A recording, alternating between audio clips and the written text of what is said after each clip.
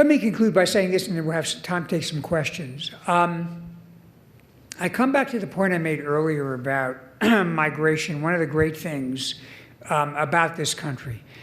When I was secretary, I occasionally presided over citizenship ceremonies where people who had passed the exam and had all the other qualifications took the oath and became American citizens. And I got to do it in a couple of places.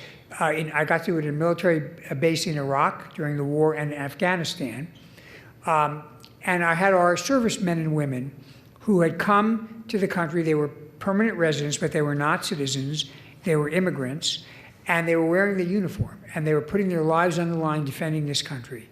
And they stood up and took the oath of office wearing their uniforms in Camp Victory in Iraq or in an air base in Afghanistan. And I thought to myself, these people have risked their lives for a country they don't even yet belong to as citizens. They can't vote in it, but they can bear arms for it.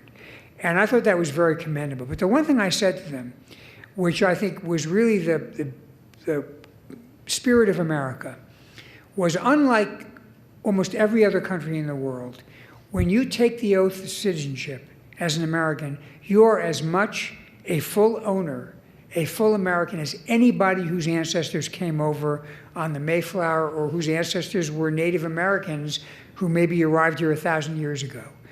Unlike a lot of countries, including some countries in Western Europe, where you're not really viewed as a true Frenchman or a true this or a true that, unless your ethnic heritage goes back multiple generations and you have the right bloodline.